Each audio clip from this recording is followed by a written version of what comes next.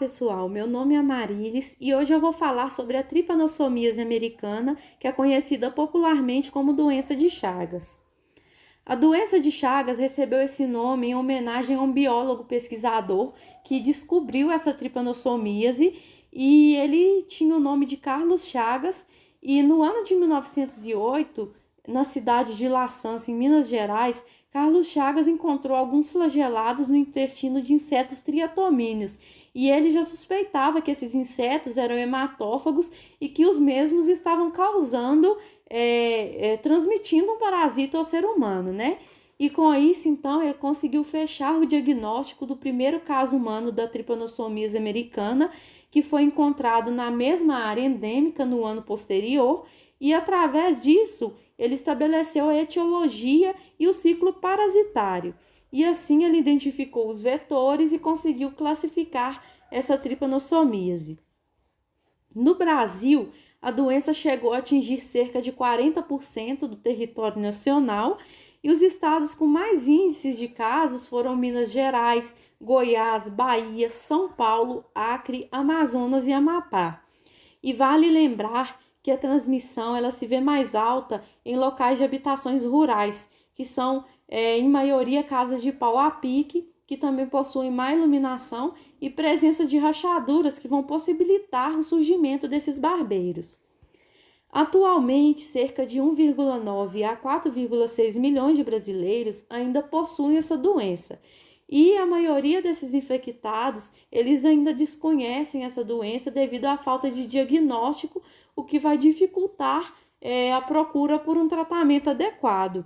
E vale ressaltar também que essa doença, ela mata anualmente cerca de 12.500 pessoas e com isso se faz muito necessária a informação a respeito dos fatores de risco que são ocasionados pela tripanossomíase americana. E a gente precisa de dar ênfase também na importância desse diagnóstico e no tratamento dessa doença, né?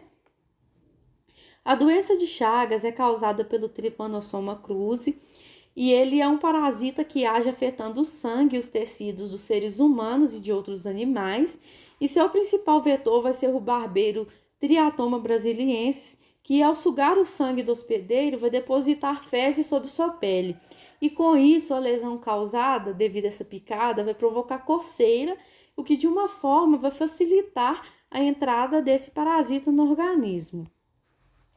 E vale ressaltar também que essa entrada pode ocorrer através da mucosa dos olhos, nariz ou boca e através também de feridas recentes na pele. Além do mais, essa transmissão pode ocorrer através da transfusão de sangue, acidentes laboratoriais, ingestão de carne contaminada ou até mesmo, em alguns casos, na transmissão vertical via placenta, que vai acontecer então de mãe para filho.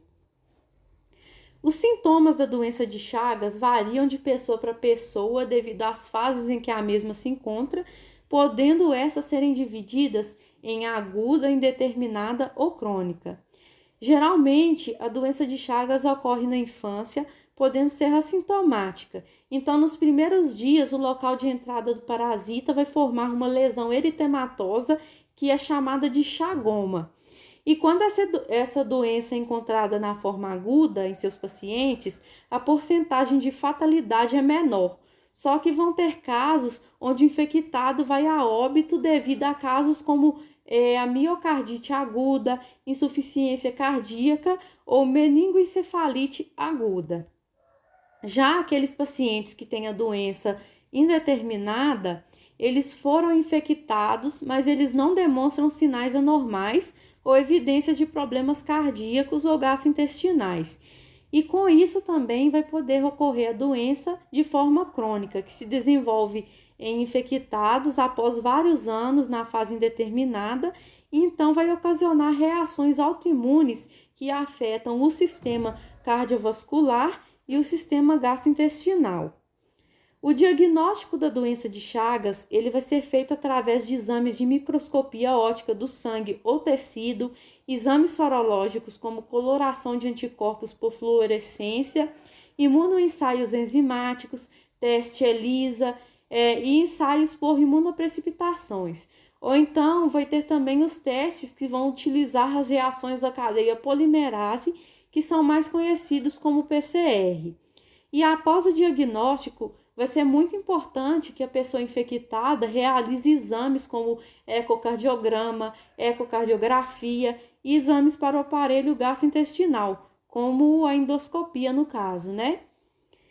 E remédios antiparasitários, eles são eficazes apenas nas duas primeiras fases, que são aguda ou indeterminada. E na fase crônica, eles não vão ser eficazes. Então, vão ter algumas outras formas de suporte para que o paciente consiga conviver com a doença, que vão ser tratamentos para insuficiência cardíaca, implante de marca-passo, medicamentos que controlam a arritmia cardíaca, transplante cardíaco, dilatação esofágica ou outras cirurgias aí do trato gastrointestinal.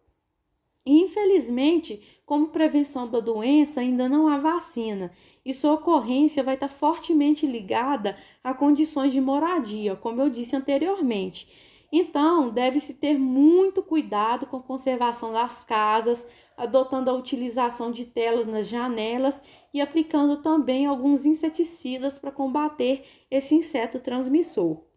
Bom, pessoal, era isso que eu tinha para falar com vocês hoje. Muito obrigada e até a próxima.